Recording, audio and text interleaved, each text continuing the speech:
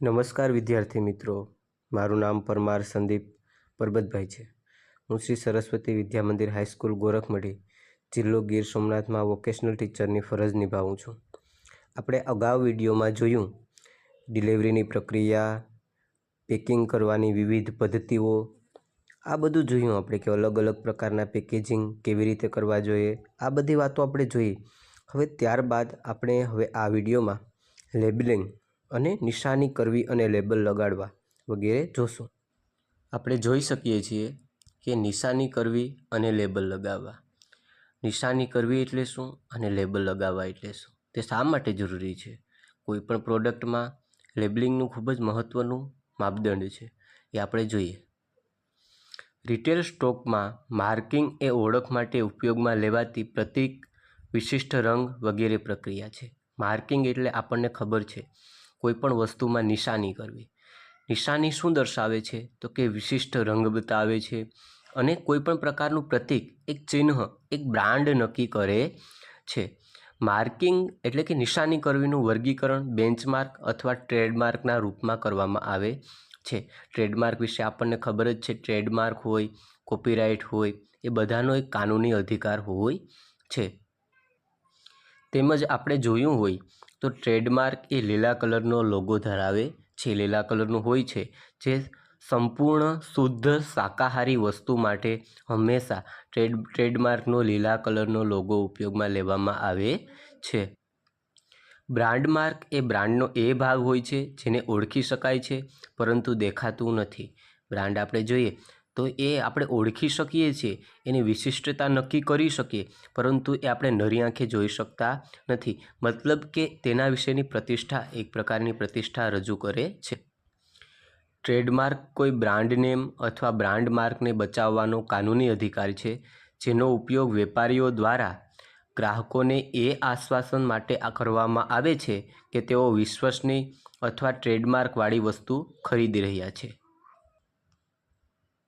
ટૂંકમાં ગ્રાહકોને એ વિશ્વાસ અપાવે છે કે વિશ્વસનીય છે, જે ટ્રેડમાર્કવાળી વસ્તુઓ છે, જે તે બ્રાન્ડ છે એ વિશ્વસનીય છે એવું ગ્રાહકને વિશ્વાસ અપાવે છે અને આ વસ્તુ ખરીદવા લાયક છે એવું ગ્રાહકના મનમાં એક છબી ઊભી થાય છે, એક ઓળખ ઊભી થાય છે। એ માટે ટ્રેડમાર્ક ખૂબ જ અગત્યનો છે।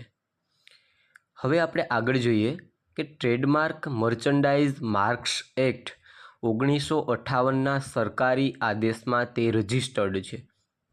1958નો જે સરકારી આદેશ છે એમાં ટ્રેડમાર્ક મર્ચન્ડાઇઝ માર્ક્સ એક્ટ એક કાયદો બનાવેલો છે, જે ગવર્મેન્ટ એનો ઉલ્લંઘન કરે ત્યારે એ કાયદા મુજબ જે તે ગુનેગાર હોય તેને સજા પણ કરવામાં આવી શકે છે। આપણે જોઈએ કે ટ્રેડમાર્ક સિવાય પણ વિવિધ પ્રકારના માર્કિંગ હોય છે। આઈએસઆઈ માર્ક, એફપીઓ માર્ક તથા એગ માર્ક, આ બધા છે વિવિધ પ્રકારના માર્કિંગ છે। હવે આપણે ત્રણેયનો ઉપયોગ પણ જોઈ લઈએ।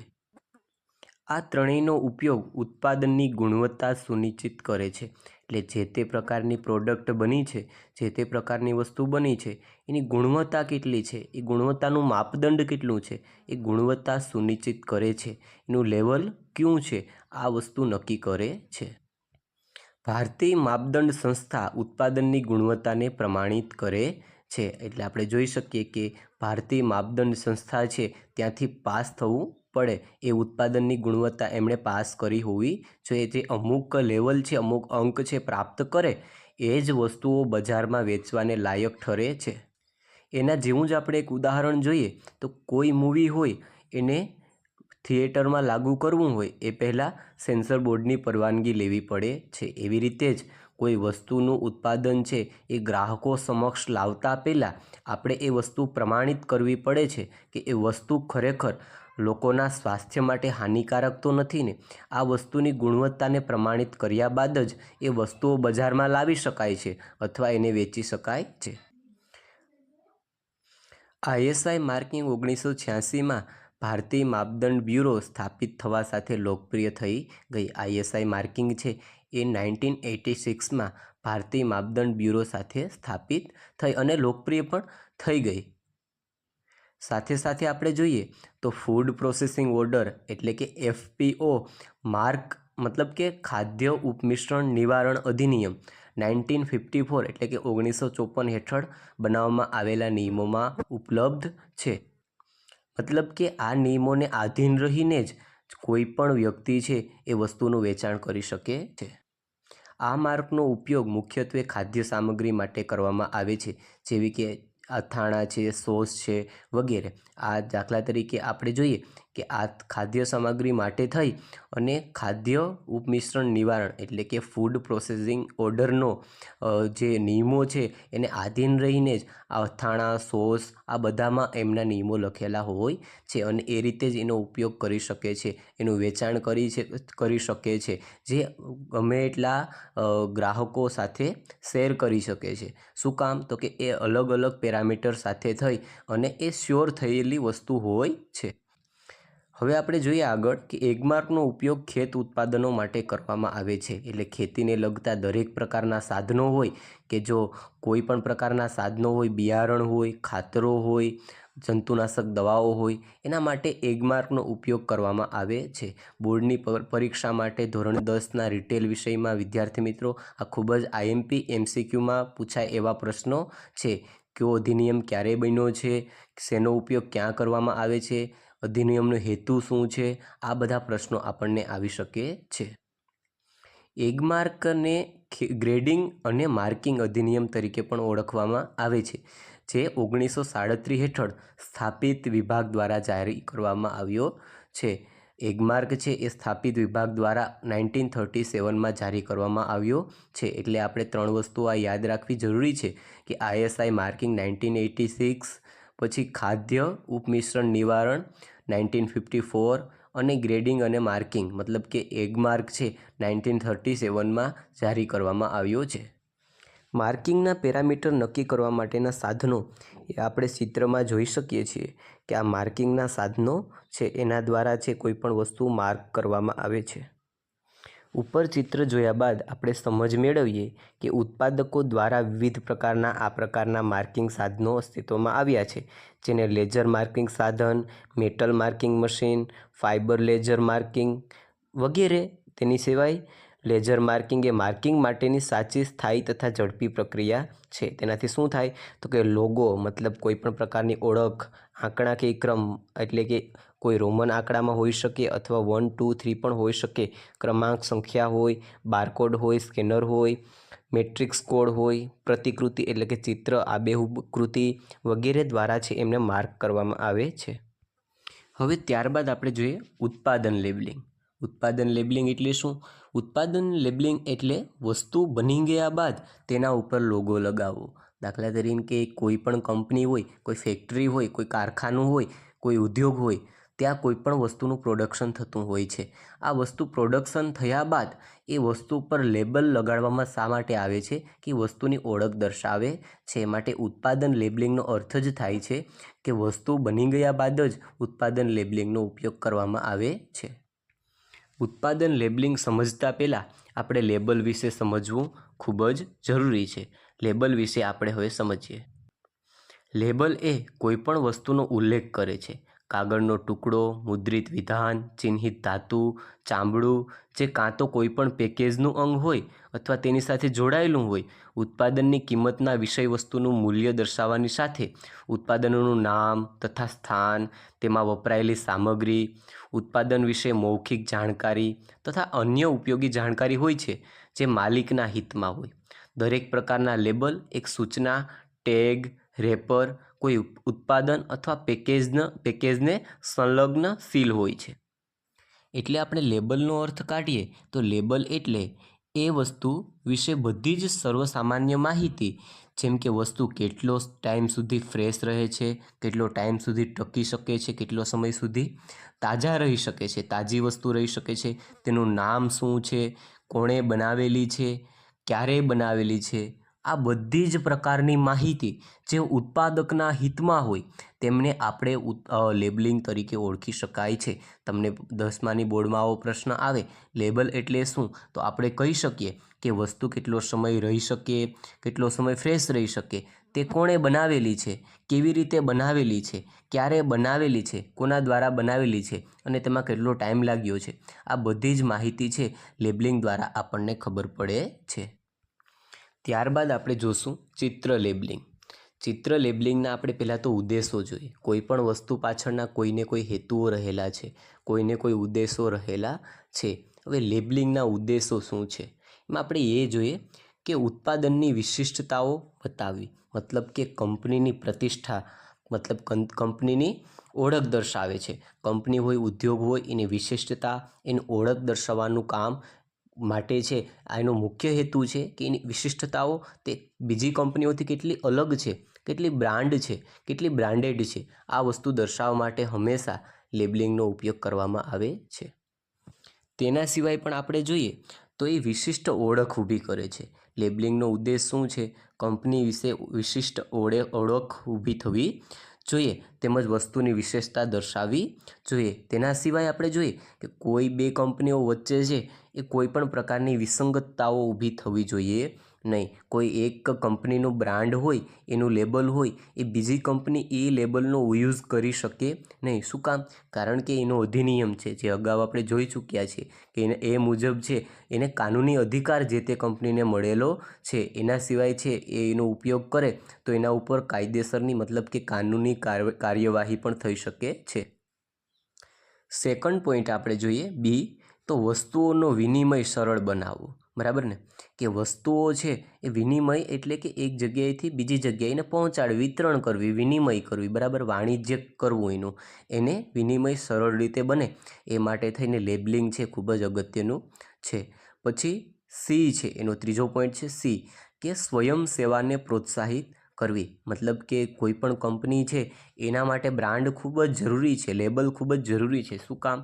તો કારણ કે એ પોતાની જે સ્વયં સેવા છે એને પ્રોત્સાહિત કરે છે. વિદ્યાર્થી મિત્રો, તમે સમજી ચૂક્યા હશો કે લેબલિંગનો ઉદ્દેશ મુખ્ય તો એ કંપનીની વિશિષ્ટતા બતાવવી, એની વિશેષતા બતાવવી, એમની પ્રતિષ્ઠા બતાવવી, એની અલગ એક ઓળખ ઊભી કરવી, જે માર્કેટમાં અલગ છબી ઊભી થાય અને ગ્રાહકોને ક્યારેય વિસંગતતા ઊભી ન થાય. બરાબર ને? કોઈ પ્રોડક્ટ વચ્ચે છે એને વિસંગતતા ઊભી ન થાય એ માટે એની સાથે સાથે સ્વયં સેવાને પણ પ્રોત્સાહિત કરતી જવાની છે, જેને લીધે થઈ અને પોતાની કંપની આગળ જાય અને એક પ્રતિસ્પર્ધામાં ટકી રહે.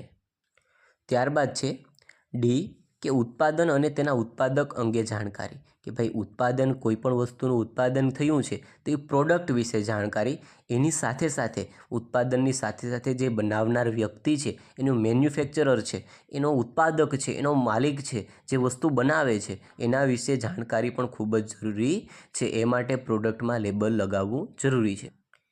ત્યારબાદ આપણે જોઈએ તો કે નિર્માણ અને અંતિમ તારીખની જાણકારી. વિદ્યાર્થી મિત્રો, તમે કોઈ પણ પ્રોડક્ટ જોઈ હશે, એમાં તમે જોયું હશે કે MFG date and expiry date, means કે EXP ડેટ તરીકે લખેલું હોય છે. મેન્યુફેક્ચરિંગ ડેટ અને એક્સપાયરી ડેટ, આ બંને તારીખ છે એ આપેલી હોય છે. આ બંને તારીખની જાણકારી જે તે કંપની દ્વારા આપવામાં આવેલી હોય છે અને કહેલું હોય છે કે જે તે સમય સુધી જ એ વસ્તુનો ઉપયોગ કરી શકે છે.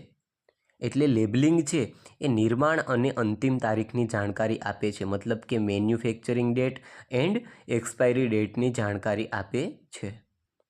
એના સિવાય આપણે જોઈએ આગળ કે ઉત્પાદનમાં વપરાયેલા ઘટકોની જાણકારી. કે ઉત્પાદનમાં વપરાયેલો ઘટકો કયા કયા પ્રકારના છે, દાખલા તરીકે કયા પ્રકારના વિટામિન્સ રહેલા છે, કયા પ્રકારના પ્રોટીન્સ રહેલા છે, એ બધી જ પ્રકારની જાણકારી, કાર્બોદિત પદાર્થો છે, આ બધી પ્રકારની જાણકારી એ લેબલિંગ દ્વારા આપવામાં આવે છે. ત્યારબાદ છે ઉત્પાદનના ઉપયોગની પ્રક્રિયાની જાણકારી. મતલબ કે ગ્રાહકને ઉપયોગની ખબર ના હોય તે માટે તેને માર્ગદર્શન મળી રહે. આપણે જોયું હશે કોઈ પણ પ્રોડક્ટ હોય તો એની પાછળ યુઝ ઓફ હુક્સ આવું લખેલું હોય છે. મતલબ કે કોઈ પણ પ્રોડક્ટની જાણકારી ગ્રાહકને ખબર ન હોય કે એનો યુઝ કેવી રીતે કરવો, ત્યારે એ જોઈ અને એનો ઉપયોગ કરી શકે છે. દાખલા તરીકે આપણે જોઈએ કોઈ નવું બાઇક લઈએ તો પણ એની બુકલેટ આપેલી હોય છે, એને વાપરવાની રીત આપેલી હોય છે. એવી રીતે કોઈ પણ પ્રોડક્ટ હોય તેને કેવી રીતે યુઝ કરવી એના વિશે ખરેખર ગ્રાહકોને જાણકારી મળી રહે એ માટે લેબલિંગ ખૂબ જ જરૂરી છે. આપણે જોઈએ કે ખાદ્ય સામગ્રીઓમાં વિવિધ પ્રકારના પ્રક્રિયાની જાણકારી, ઉત્પાદનના ઉપયોગની જાણકારી રહેલી છે. શું કામ? કારણ કે ખાદ્ય સામગ્રી ઉપયોગ કેવી રીતે કરવો, કોઈ હેલ્થને લગતી ઇસ્યુ ન થાય એ માટે થઈ અને આ બધી પ્રક્રિયાઓની જાણકારી આપેલી હોય છે.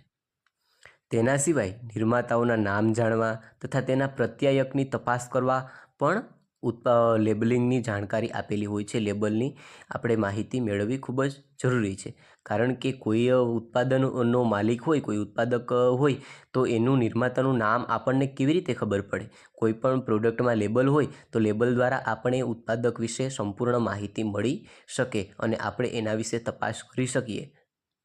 એના સિવાય આઈ છે કે ઉત્પાદનની વિગત તથા વજનની જાણકારી, કે ઉત્પાદનની આપણે પૂરેપૂરી ડિટેલ્સ મળી રહે. એનો વજન મતલબ કે કોઈ પણ પ્રોડક્ટ છે એનું વજન 1 kg છે, 1 કિલો છે, 2 kg છે મતલબ 2 કિલો છે, આ વગેરેની જાણકારી આપણે તેમ લેબલિંગ દ્વારા મળી શકે છે. વિદ્યાર્થી મિત્રો, તમને ખ્યાલ આવી ગયો હશે કે લેબલિંગ શા માટે જરૂરી છે, લેબલિંગનો ઉપયોગ શા માટે જરૂરી છે, લેબલિંગ શું દર્શાવે છે. આ બધી જ વાત આપણને ખ્યાલ આવી ગઈ હશે. પરંતુ આપણા મનમાં એક પ્રશ્ન થતો હશે કે કયા પ્રકારના લેબલનો ઉપયોગ ક્યારે થાય? તો એમાં લેબલિંગનો પ્રથમ પ્રકાર છે બ્રાન્ડ લેબલ, બીજો પ્રકાર છે ગ્રેડ લેબલ અને ત્રીજો પ્રકાર છે વર્ણનાત્મક લેબલ. હવે બ્રાન્ડ લેબલ શું દર્શાવે છે? તો બ્રાન્ડ લેબલ એ તેનો ઉપયોગ કોઈ બ્રાન્ડને વધુ લોકપ્રિય બનાવવા માટે થાય છે. લોકો માત્ર બ્રાન્ડ જોઈને વસ્તુ ખરીદી શકે છે. આપણને ખબર છે ઘણી બધી કંપનીઓ બ્રાન્ડેડ કંપનીઓ હોય છે. જો પહેલો જ આપણે પોઈન્ટ છે ક બ્રાન્ડ લેબલ, એ આપણે ટીક કરેલો પણ છે, તમે જોઈ શકો છો, નીચે ચિત્રમાં પણ જોઈ શકો છો કે બ્રાન્ડ લેબલ એક વિવિધ કંપનીઓનો એક ચાર્ટ દર્શાવેલો છે. આ કંપનીઓ જોજો તમે, જે ખૂબ જ બ્રાન્ડેડ કંપનીઓના નામ પણ છે. તેના દ્વારા આપણને ખબર પડે કે બ્રાન્ડ લેબલ છે એ હાઈ લેવલ, એડિડસ, MRF, નાઇક, મતલબ કે હાઈ લેવલની જે કંપનીઓ છે, જે સારી બ્રાન્ડની કંપનીઓ છે, જે હંમેશા માંગમાં રહે છે. મતલબ કે બ્રાન્ડ લેબલનો અર્થ શું થાય કે જે વસ્તુ પ્રોડક્ટનું બ્રાન્ડ હોય, એનું નામ હોય, એ ઓળખાણ દ્વારા છે, એ બ્રાન્ડ ઉપર છે લોકો વસ્તુઓ ખરીદે છે. ત્યારબાદ આપણે જોઈએ ગ્રેડ લેબલ, આપણે અંડરલાઇન કરેલી છે ગ્રેડ લેબલ. ગ્રેડ લેબલ એ તે વસ્તુની મતલબ કે ઉત્પાદનની ગુણવત્તા અથવા ગ્રેડની જાણકારી આપે છે. ગ્રેડ એટલે કે કોઈ પણ પ્રકારનો ક્રમ, એ કોઈ નંબર. ગ્રેડ લેબલ ઉત્પાદન ઓળખવા માટે એક અક્ષર અથવા એક આંકડો અથવા એક શબ્દનો ઉપયોગ થાય છે. સામાન્ય રીતે તેનો ઉપયોગ વહેલી ખરાબ થનાર અથવા ઝડપી ખરાબ ન થનાર ઉત્પાદનો માટે થાય છે. મતલબ કે જે લાંબા સમય સુધી ટકી શકે, જેને આપણે ધોરણ 9માં અભ્યાસ કરી ચૂક્યા છે કે જેને ડ્યુરેબલ ગુડ્સ કહેવાય, કે જે લાંબો સમય સુધી ટકી શકે, આવી વસ્તુઓ માટે હંમેશા લેબલ તરીકે ગ્રેડ લેબલ ઉપયોગમાં આવે છે, જેને કોઈપણ વસ્તુનો ક્રમ આપવામાં આવે છે કે જેના દ્વારા વસ્તુઓની આપણને ખબર પડે છે. ચિત્રમાં આપણે જોઈ શકીએ છીએ A+, A, B, C, D, બરાબર. આ બધા પ્રકારના ક્રમ આપવામાં આવે છે. કોઈપણ પ્રકારનો ગ્રેડ, મતલબ કે કોઈપણ પ્રકારનો ગ્રેડ આપવામાં આવે છે. આપણે જોઈએ શિક્ષણ વિભાગમાં પણ આ પ્રકારના ગ્રેડ આપે છે કે સારામાં સારી કોઈ શાળા હોય તો એને કોઈપણ પ્રકારનો ગ્રેડ મળે છે. A+ મળી શકે છે, A મળે, B મળે. એના દ્વારા શાળાકીય પ્રવૃત્તિનો ખબર પડે છે અને શાળા વિદ્યાર્થીઓના ભવિષ્ય માટે કેટલી એક્ટિવ છે એના ખ્યાલ આવે છે. એવી રીતે આપણે રિટેલ ક્ષેત્રમાં જોઈએ તો આ જે ગ્રેડ છે એ વસ્તુઓની પ્રોડક્ટ દર્શાવે છે કે તે વસ્તુ કેટલી ક્વોલિટીની છે. એના સિવાય કોઈ એક અક્ષર આપેલો હોય, કોઈ એક આંકડો આપેલો હોય, તેના દ્વારા પણ આપણે જાણી શકીએ કે વસ્તુ કેટલી યોગ્ય છે, પોતાના ઉપયોગ માટે કેટલી યોગ્ય છે, એ આપણે જાણી શકીએ છે. મતલબ કે પહેલું છે બ્રાન્ડ લેબલ, કે જે છે હાઈ લેવલની વસ્તુઓ માટે ઉપયોગમાં આવે છે. જે કંપનીઓ આપણે બ્રાન્ડેડ કંપનીઓ હોય એનું નામ જોઈને જ આપણે વસ્તુઓ ખરીદીએ. તેવી રીતે બીજું છે ગ્રેડ લેબલ, કે વસ્તુઓ પ્રોડક્ટ પાછળનો ગ્રેડ, કે પ્રોડક્ટને કેટલા પ્રકારના અંક મળેલા છે એના ઉપર આપણે વસ્તુઓ ખરીદવાનું પસંદ કરીએ છીએ. ત્યારબાદ આપણે જોઈએ આ ચિત્રો દ્વારા પણ આપણે સમજી શકીએ કે કેવા કેવા પ્રકારના ગ્રેડનો ઉપયોગ થાય છે. ત્યારબાદ આપણે જોઈએ વર્ણનાત્મક લેબલ, એ પણ ખૂબ જ અગત્યનો પ્રકાર છે. વર્ણનાત્મક લેબલ છે તે ગ્રાહકોને ઉત્પાદન અંગે વધુમાં વધુ જાણકારી આપે છે. મતલબ કે વસ્તુની આખી ડિટેલ્સ છે એ રાખે છે અને ડિટેલ્સ ગ્રાહકોને આપે છે. આપણે જે ચિત્રમાં પણ જોઈ શકીએ છીએ, ચિત્રમાં જોયું આપણે કે વસ્તુની ડિટેલ્સ છે એ લેબલમાં કેવી રીતે દર્શાવવામાં આવે છે. આ હતા લેબલિંગના 3 પ્રકારો કે કયા પ્રકારના લેબલ છે એનો ઉપયોગ ક્યારે કરવામાં આવે છે. હવે એના માટે જે વપરાતા સાધનો છે, લેબલિંગ માટેના સાધનો છે, એનો પણ જરાક આપણે ઉપયોગ જોઈ લઈએ. લેબલિંગ માટેના સાધનો આપણે જોઈએ તો સ્ટેપલર છે, એમાં મશીન પટ્ટી છે, માર્કર છે, બરાબર. આ પટ્ટી છે એના દ્વારા, સ્ટેપલર છે એના દ્વારા છે છાપણી કરી શકાય છે. એના સિવાય પણ વિવિધ સાધનો આપણે અહીં આપેલા છે. આ સેશનમાં વિદ્યાર્થી મિત્રો આપણે લેબલિંગ છે, લેબલિંગના ઉદ્દેશો છે, લેબલિંગના પ્રકારો છે, આ બધું આપણે સમજી ચૂક્યા છીએ. હવે એના દ્વારા આપણને ખબર પડી ગઈ કે લેબલિંગ કેવી રીતે કરવામાં આવે છે, લેબલિંગ માટે કયા સાધનો ઉપયોગમાં આવે છે. એના દ્વારા આપણે વિગતે સમજ મેળવી લીધી. હવે આવનારા વિડીયોમાં આપણે પરિવહન વિશે સમજ મેળવશું, લોડિંગ અનલોડિંગ વિશે સમજ મેળવશું અને એના વિશે, એના કાર્યક્ષેત્ર વિશે સમજ મેળવશું, બરાબર. આ વિડીયોમાં માત્ર એટલું. હવે આવનારા નેક્સ્ટ વિડીયો